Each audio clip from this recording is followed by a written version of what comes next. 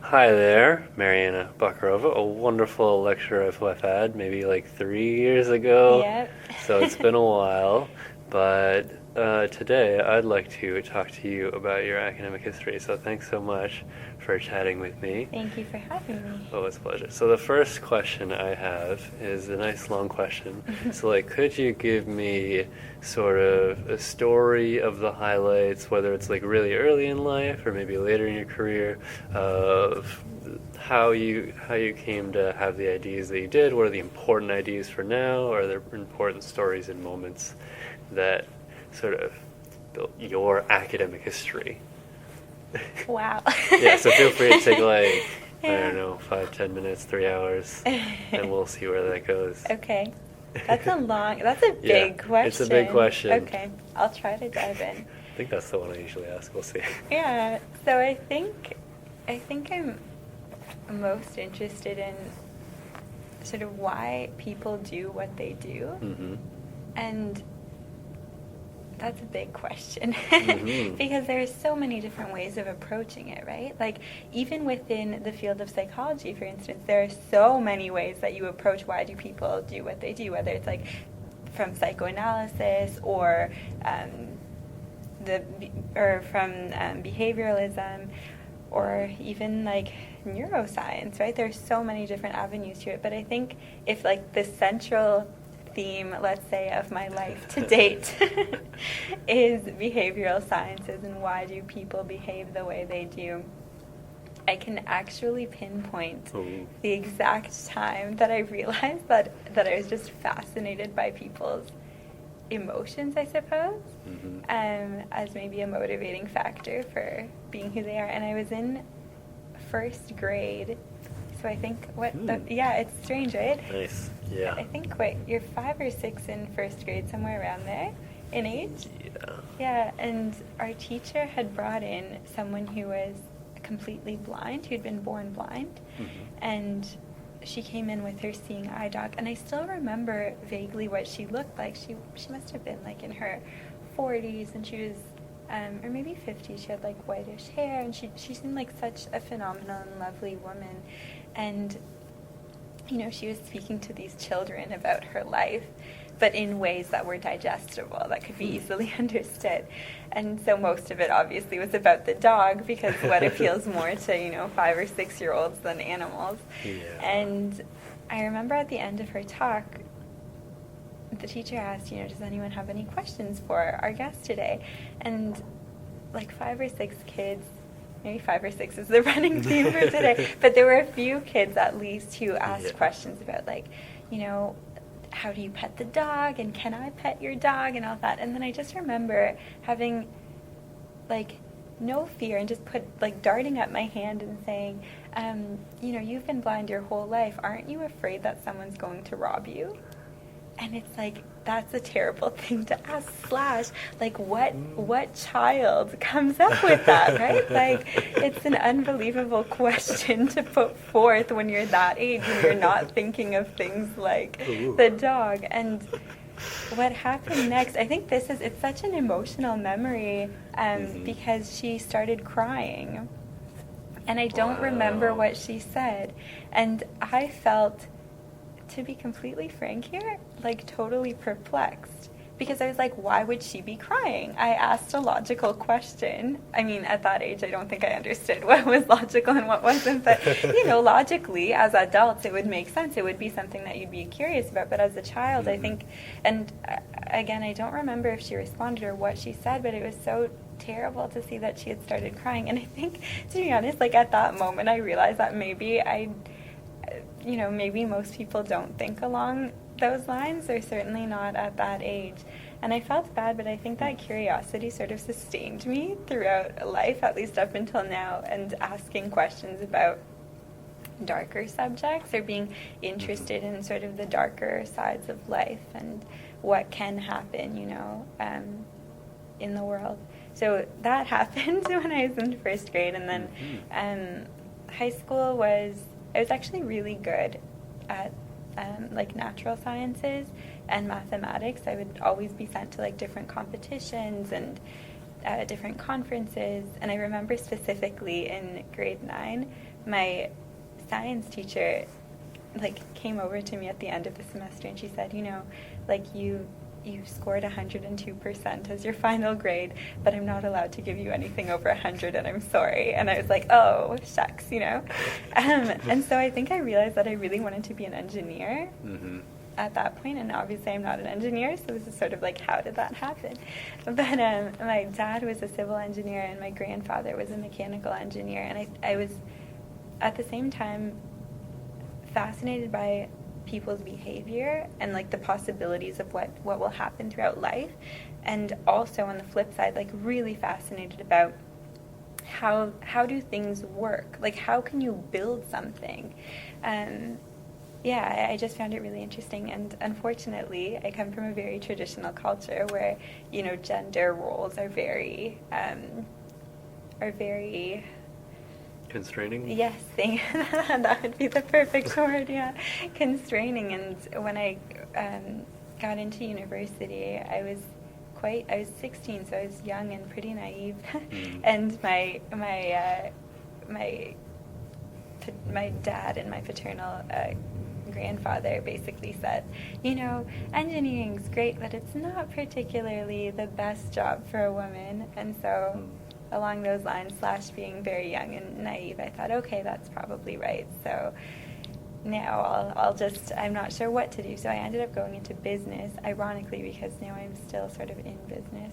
And similar to sort of your background, where I just sat into a whole bunch of different courses. So I was going to my classes, and then I was taking at the same time courses in sociology, but obviously not enrolled in them, but just sitting in these massive lecture halls to anthropology, sociology, philosophy, political science, psychology, health, genetics was really interesting. I really enjoyed that course, even though I wasn't enrolled in it. And I realized that at the time, what courses were being offered at the Rotman School of Management for undergrad weren't that interesting to me, and I felt okay, there's a problem if you're enrolled in something that you're not particularly interested in. And I think had their marketing program at the time, this is a decade ago, so it's been a while, but at the time their marketing program was super limited, and that to me was really fascinating because it tied in psychology, right? When you're buying something, there's behavioral science embedded in that, right? Because the way that the product's been created, the way that it's been packaged is all done for a very specific purpose, which is to draw in the consumer.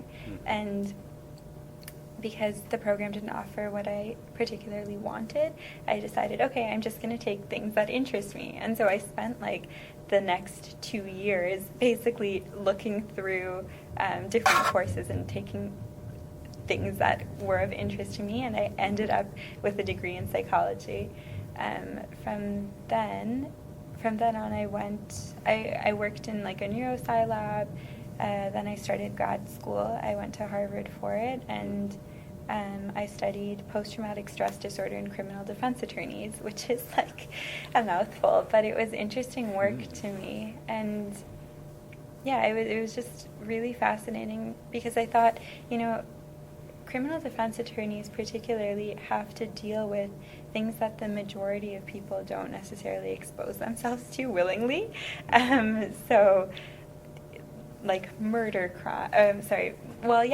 murderers and, rapists, and maybe not the finer things in life, or, people that may have made some bad decisions, let's say. And I thought, how does that affect them? Because surely it must. Surely you're affected by the environment that you're in. And so I was really interested in these people who are supposed to be upholding the law. What happens, or first of all, not even what happens, but first of all, is their mental health at risk? Because there's a huge, huge problem if you're putting your trust in someone to defend you, right? And they're suffering from mental disorder. So I did descriptive research on post-traumatic stress disorder, and I ended up finding that female lawyers were more at risk for suffering PTSD than than the male criminal attorneys. And now, fast forward like 5 years from when I graduated, 4 years from when I graduated, we've discovered that women actually tend to experience PTSD at more than men do for a myriad of different reasons. And so I found that really fascinating. And then I went on to do my PhD, and my PhD was along similar lines in terms of mental health, so stress research.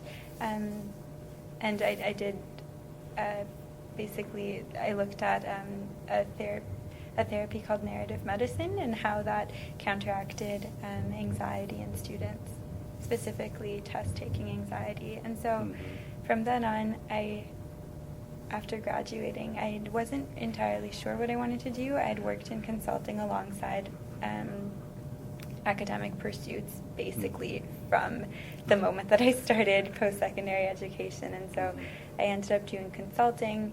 I was offered a teaching position as a senior lecturer, and I've stayed teaching, although not at the university where I worked as a senior lecturer, and I still do consulting, and I'm still sort of answering why do people do what they do, except more so now it's how can we help people be better at what they do or make better decisions in their life. And one of the courses that I teach, and I've been teaching for the past 2 years at U of T, is the psychology of relationships. And it has basically nothing to do with what I studied. But I was so fascinated by relationships because, you know, I became very interested in sort of understanding what this thing called quote-unquote love is, because it's been around forever, right? Even in like the oldest stories, or within mythology particularly, like love is a central component. And I think, I'd love to hear your thoughts about this, but I think like in modern society, at least right now, there's this idea that like love is a throwaway. I don't know if you're finding that at all. Possibly. So, yeah, I'm definitely interested in sort of similar questions. Yeah. I sort of gone to a bunch of classes, and I found like I've blogged a bunch of stuff, and I find one of like the categories of things that like I blog around, like one of them is relationships, one of them is like nutrition or whatever. But yeah, my approach to love generally, like the main way I understand it is just through like Helen Fisher's 3-part model with that stuff. And I find if we're understanding love mostly as like lust and sex and stuff, then it is a largely throwaway thing. And if it's with sort of limerence and relationship energy and romance, then it's like by design. I'd say lust to some degree too, like by design they're throwaway things. But then the attachment category, I don't know, I'd waffle around that. It's almost like a separate kind of love, separate idea. And yeah, I think it can stick around a bit longer, but that's just my understanding. I just think that's a really useful model. I've also heard a bunch of other fancy ways to define love, a lot more philosophically fun ways, I'll say. I think the philosopher was Alain Badiou, but I might be pronouncing that wrong, who wrote this really great book, and I think it was literally called like The Philosophy of Love or something. I read it like 5 months ago, and it was a really good book because he laid out all of these different ideas, but the central component was that basically like modern dating, which is done, at least in his idea, like en masse online. And I mean it for better or for worse, it is being done at an increasingly at a growing rate online. Anyway, his idea was that online dating is sort of playing it safe, and it doesn't characterize love whatsoever. And I think he had this like grand idea about what love is, and that basically like we're ruining it by doing it online. But anyway, so I just found it really find the psychology of relationships and what is love particularly fascinating. And I read a whole bunch of texts, and then I sort of pitched it to my boss, and I said, listen, I'm interested in this as a course. Would you be interested in letting me teach it? And he's fantastic, and he said like, yeah, of course. But yeah, so that sort of, it's an interest. It doesn't really have to do much with what I do in business, but it's a major interest of mine now.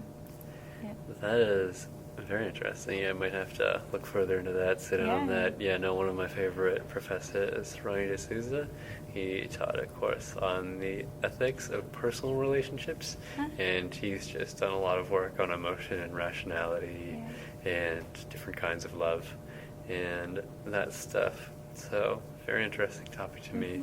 But something I want to draw a bit back more on, because I think it's a unique experience for someone as an academic to also do all this fancy sort of consulting businessy work. So in a lot of your work with behavior and with understanding consumer behavior, do you think there are like main key insights that you've brought back that you wouldn't have gotten through academia, or are there moments that stood out to you where you realize like what a unique perspective you're getting by doing all that work, and you saw the value in doing the fancy business work as well as academic research? That's a great question. So when I started like seriously consulting for big companies, so we're talking like Fortune 500, I can't say publicly what accounts I was on. Disclose, but I was on like really well-known accounts, and at that time I think I was in like my second year of university, and I just thought like there's so much value in theory that I could bring over into the corporate world, but the corporate world didn't really want to hear it, which I thought was so interesting. Like they had only hired me to work on a specific project and to do it how they had already done it, for the past 20 years.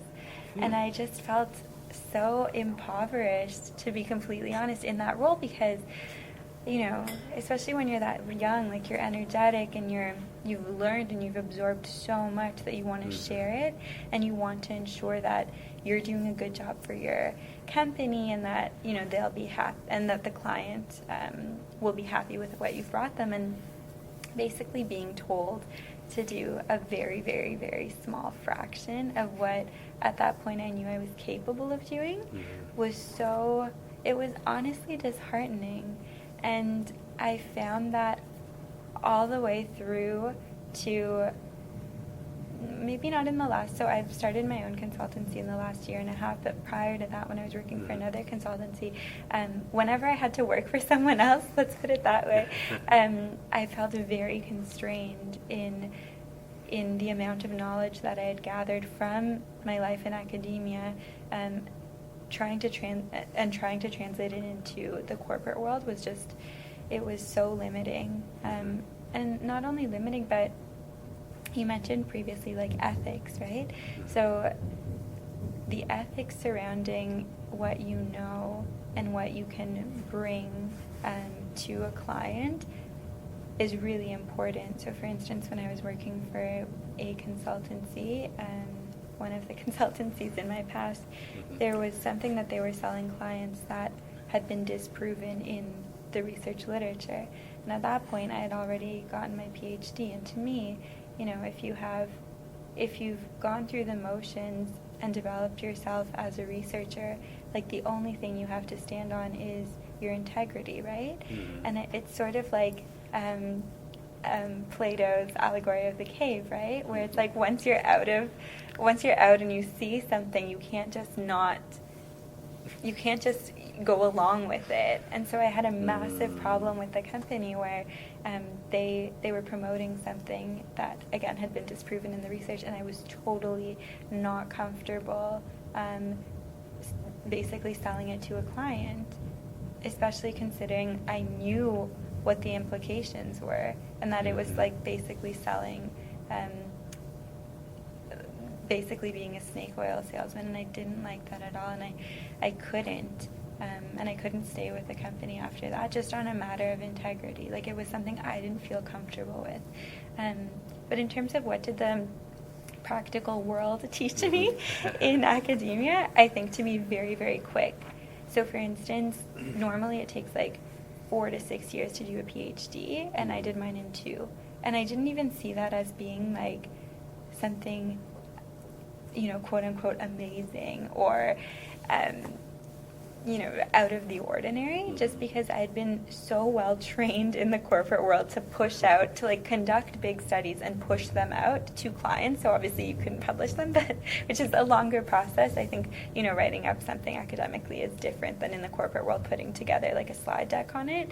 But it basically taught me that, if I had to push out a study really quickly, I could do it in the time frame of 10 days. And so taking like 4 to 6 years to push out experimental research or even descriptive research to me seemed so nonsensical. So I was like, okay, how can I complete my PhD in the shortest amount of time possible? And I calculated it very quickly and very precisely to figure out that it would take me exactly 2 years from the start of my PhD to the end of it.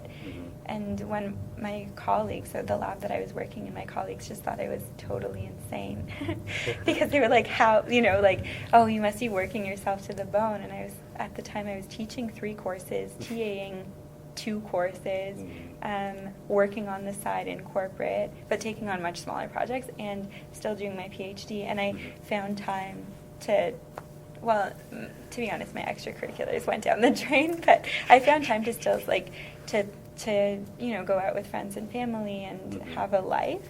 And I think had it not been for that rigorous corporate experience, I don't think that I would have even envisioned it being possible to do a study of the sort that I did, which was an experimental study on like 350 something people in that time frame, had I not had that experience. So it's been an interesting life so far, and thank you for asking that question, because I've never actually previously considered what the effect of working in corporate was on my academic world. I've always just thought of it as, oh, I wish I could do more, But yeah, great question. Thank you, and thanks so much for your answer. Well, it seems like a lot of, I could imagine questions popping into my mind and other people, when they hear your story, like, oh, the Harvard grad, the 2-year PhD. Like, what is your... So I'm interested in 2 sort of aspects as they rotate around each other. Sure. One of them is like organizing and planning things, and are there specific systems you use or have used, and like how did you learn those? And the other one is like motivation / like self-care, because of course you can imagine, you can finish your PhD in 2 years, but you're not going to want to do anything else if it sucked that badly. But it seems like you've maintained a good level of sustainability with this motivation. So, would you like to speak to some of the systems you use, as well as where you continuously find that meaning and curiosity, or whatever drives the work? So in terms of what did I do, is I planned things out very carefully, and one thing I will say is I knocked on so many doors. I think, to be completely honest, I feel like I have, at least when it comes to pursuing a goal, I have so little shame because you sort of have to. I remember at one point when I was planning out the PhD, and I needed to get, I think, an extra course or something like that I wasn't allowed in, or I can't really remember the details because it's been 4 years, but I remember going to this one poor man who was an administrator pretty much every 2 days and calling him, and it was just shy of stalking, and emailing him, and he wouldn't get back to me. And so I showed up to his office, knocking on the door and saying, oh, hi, I emailed you, but I noticed you didn't, you couldn't get back to me. And the look on his face, he completely knew who I was at that point. He was just it was just such a long sigh. But I didn't really care too much about that, because I had a goal in mind, and I knew that if the difference between me accomplishing my goal and not accomplishing it was one man's signature on a piece of paper, I was going to get that paper no matter what the cost. And so I think, you have to lack at least some sort of shame to be able to really, accomplish something with drive. And so drive, to really accomplish something. And I think drive speaks to that too, because if you're driven, you frankly don't have the time to care about what people think of you. Now looking back on the experience, I'm totally ashamed to run into him. Like, I think I would just laugh it off, and hope that he did the same. I'm sure he has a very different impression of me than what I'd like to believe. At least the impression that I'd like to believe I give off on people. But yeah, so it was like a lack of shame. But in terms of like the actual organization, I had set up a system where I had like one agenda. So I'm very much a pen to paper type of person, and I had an agenda that I kept absolutely everything in, and I had notes on the side. So whenever I thought of like a cool research project, I would just put it in the notes, and I had scheduled my day literally from like the time I woke up, which I strongly recommend that people create a schedule for themselves and stick to it, especially a sleeping schedule, because we know that it helps your circadian rhythm, so that's not out of whack, and so you feel less stressed. Like, it's really important in terms of, as you mentioned, self-care. For me, I don't function well if I don't have at least 8, if I'm honest, 9 hours of sleep. I just don't, like, I can completely tell that my verbal ability is really low if I don't have enough sleep. So I scheduled like from 8:30 a.m. all the way down to like 10 p.m., which was like bedtime, every minute practically of my day. And it makes it hard, to see friends. It makes it hard to see family if you're just sort of in limbo and you know that you have a deadline coming up. If you don't schedule your day, like, how else would you make time for things that are important? Yeah, so I would say just keeping an agenda with you at all times. And I know people use their phones. It's not that I'm particularly anti-technology. It's that I know so the research that I did, which was narrative medicine, where you basically write out what's stressing you 4 times a week for 15 minutes. Each time it's supposed to relieve, actually it's supposed to, it's been shown to relieve various physical and psychological ailments. Anyway, so it's been shown that it's not as effective if you do it through a computer. It's much more effective if you do it pen to paper. And so I don't know if that helped me at all, but I always knew that I didn't want to rely on my cell phone, because what if the batteries don't work and I'm missing a crucial meeting or what have you, and I don't schedule it in. So that's why I always recommend take an agenda with you at all times. I have mine in my bag right now. Yeah. That's nice. Yeah, I never think, because I'm definitely pretty pro technology in some ways. Like, I keep my entire life, well, I call like my augmented mind, and like a Google Post-it notes, Google Keep section. Yeah. But yeah, when you put it that way with the agenda thing, I mean, I'm sure I've like come across this idea before, but I've gotten very comfortable with my notes section.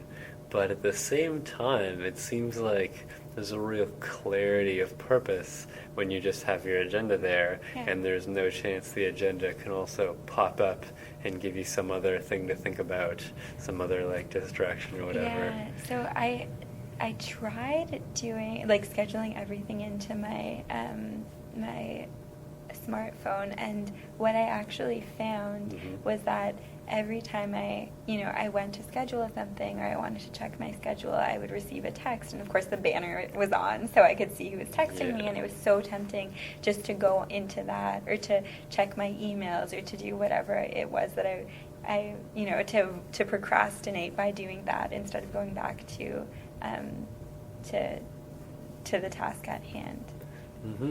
Yeah, it seems like notifications are something worth studying more so. I mean, I'm sure they've been studied to some degree already, but I can imagine sort of like the tyranny of having like these things that just can get you. Like, so I don't have a smartphone, and I've never really like wanted one. And I'm probably gonna get one soon, actually, ironically. But I always keep my phone off because I don't like being reachable. In some ways, like I like to maintain contact with others, reconnect with friends, all that fun stuff. But it seems like the notifications, they sort of attack this idea of reachability. Like, you're just available, your time is just there, waiting to be jeopardized by these notifications. Yeah, so I can tell you because I published research on this, Yeah. on opening different browser windows and browser shifting, so going from one browser to the next. And I found in my research that for people who tended to have different browsers open and continuously be going from one browser to the next, to the next, to the next, they scored lower on empathy and higher in mind wandering. So I realized after doing the research, seeing the results, and subsequently publishing, I thought, okay, I should probably adapt to what I'm putting out there in the world and not browser shift too much, and try to stick to one browser, one task in the case of like a phone. But yeah, certainly like the banners and the notifications, they're a lot to handle, and since my own research showed that probably isn't a good thing, I'm sticking to an agenda, I think, for the rest of my life at this point. It doesn't look too tech savvy, but you know what? I think as long as it works, it works. It works, and I think you can draw really, I've seen pretty cool drawing programs, but I still think you can draw the most badass mind maps on paper. It's very hard to make, program rival that, just the connection of ideas. But to get back to other things about your ideas and passing, it's sort of a researchy question, but, with your experience in looking at criminal defense lawyers and their behavior, but also with regard to consumer behavior more generally, are there specific sort of emotional things, motivators, or certain ethics and behaviors that you find yourself coming back to or recurringly interested in? Let me think. It also goes back to like the sort of curiosity question. Yeah, I think I've always understood my motivation in understanding things. It's very repetitive, but in really trying to figure out, like, why would someone, if in the case of consumer behavior, why would someone be more attracted to purchasing like one type of chocolate bar versus another? And so what are the emotional ties that someone has to this specific product, and what are they trying to, how are they trying to fit into the world if they're purchasing something specific? So that's in regards to like consumer psychology and consumer behavior. And I think along those same lines, I guess I was interested in, if someone has, or first of all, how does someone develop, just as someone would develop a desire to purchase something, how does someone develop a desire to help people who are embedded in potentially criminal activities, right? And I guess I'm not doing a good job of answering that. Let me think again, because no one's ever asked me this, and I'm not sure how to answer it. It's a pretty weird question. No, it's a great question. I've literally never been asked that, and I'm trying to actually answer it honestly, and it's a hard thing to do, and I don't think I've reflected on it ever, so thank you for this interview. Perfect. My interviews are working. No, I really think at the end of the day, like, I've always understood myself as someone who is deeply curious about, I know I keep saying the same thing, but really, like, why do people do what they do? And when it comes to stress, I guess I was most interested in, how do people cope? Because everyone feels stress, right? Why do some people completely fall flat on their face and other people surmount it and they go on to do incredible things? And I was very curious too about like the breaking point, right? So like at what point, because we know some stress, which is called like eustress, is actually positive stress. It's exciting, you're doing work that's refreshing, you're energized, like the adrenaline's up, sure, but you love what you're doing, versus in distress, which is sort of the opposite, which can arise out of boredom, or basically when when you have a task but you don't have the resources to complete it, you feel totally distressed, and that can open the door to things like depression and anxiety, along with many other mental health and physical issues as well. And so I guess understanding that breaking point was really important to me And I don't have the reason, like, I don't think I've actually reflected on why it's been so important. I guess it must be some sort of, like, strange survival mechanism, and I just figured, like, if I could figure out how people deal with it in the right way, if I ever had to experience any adversity, maybe I could also, learn these lessons without having to personally experience it. And then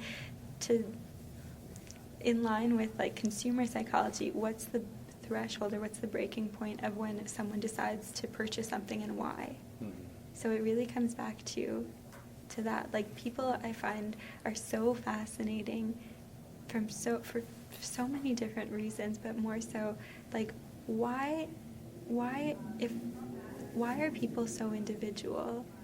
Like, why are they so individualistic? It would seem that we all have, and this is sort of like deterministic philosophy, right?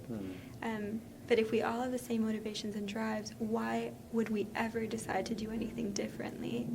And I guess maybe at the heart of it, that's what's interesting to me. Like, why are people different when our biology says that maybe we shouldn't be? And what are the consequences of that difference? Right? Like, obviously there are evolutionary reasons why it would be of advantage to be, let's say, extroverted, and there are evolutionary reasons why it would be of advantage to be more introverted. But how does that translate to, like, the more than millions, billions of choices you'll make throughout your life?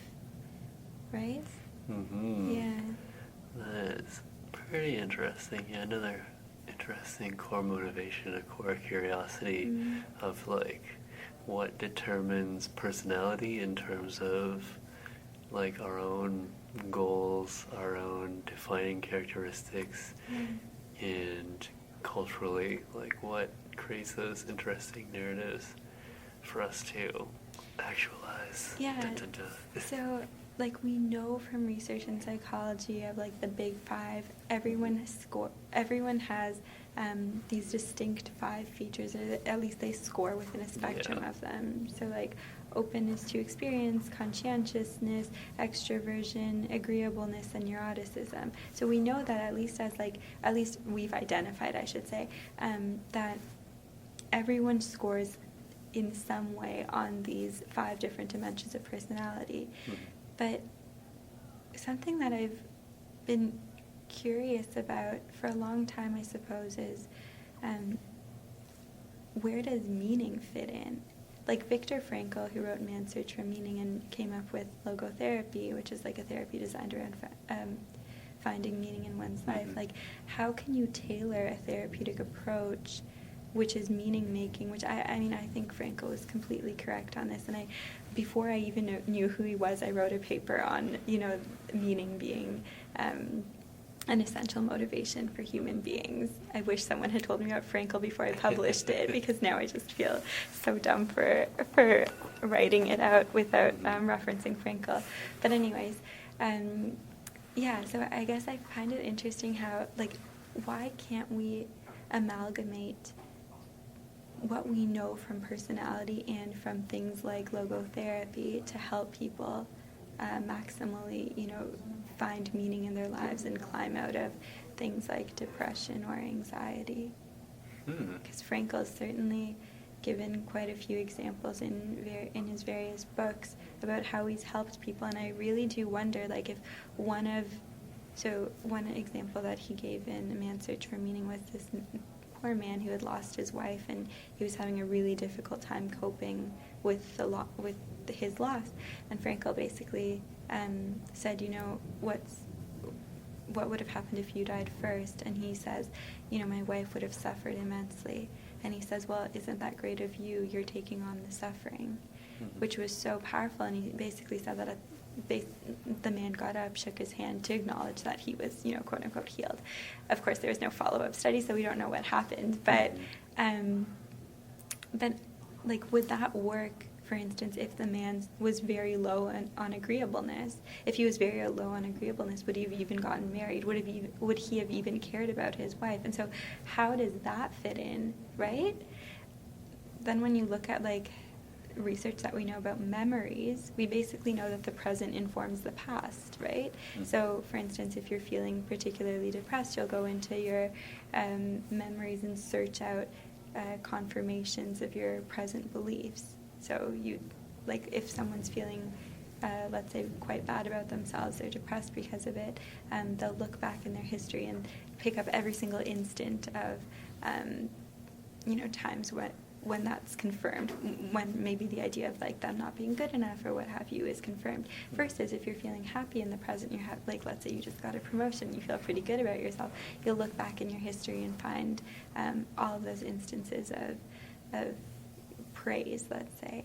And I find, like, as fascinating as that is, how does that also fit into personality, and why aren't we designing things to speak to people's personalities, whether it be products, which might not be the most ethical thing, or things like therapeutic programs that can offer maximal help. And I don't know that there's much research on that.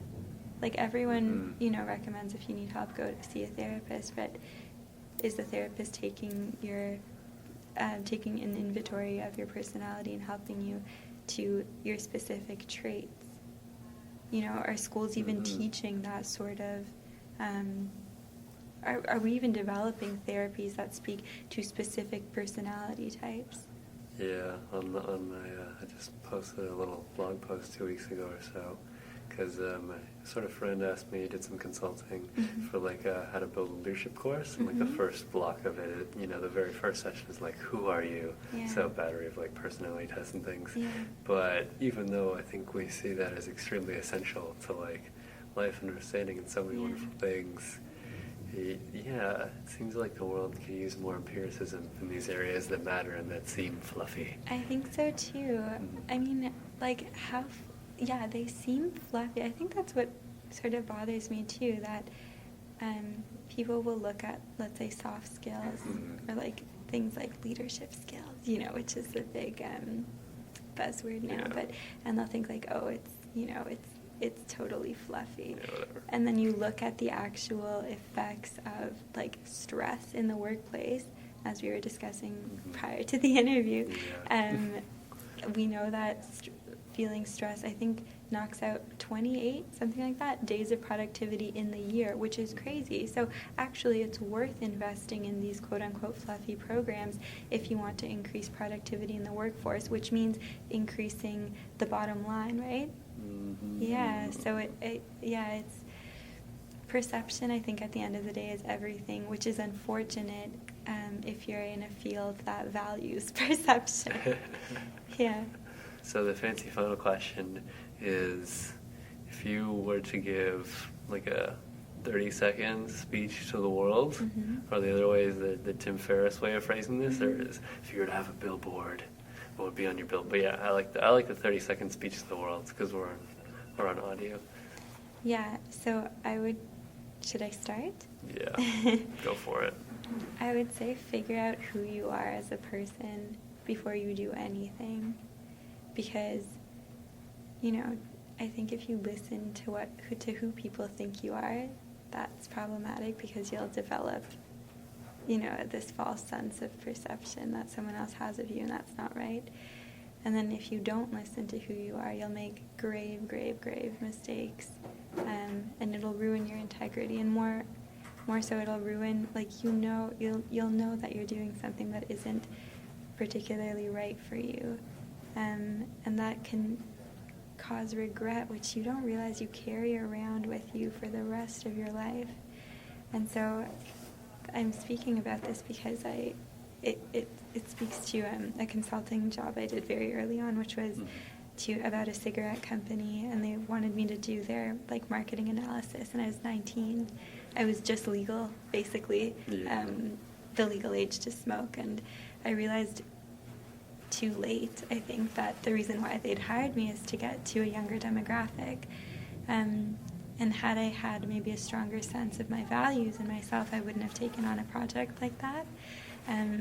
So that would be my biggest, I guess, what I would want to share most with the world is develop yourself as a person and more so know who you are, because you're the only person that you'll live with for the rest of your life, and you have to, you should know or if you don't know who you are, you don't know what your consequences are. You don't want to carry that around for the rest of your life. Mm-hmm. Yeah, that was a very roundabout way of That was saying nice and figuring interesting and yourself out. intense, because not only do we get the 30 seconds, but we got why, and usually I want to ask why anyway, but perfect. Okay, so thank you so much for the Thank interview. you. It's just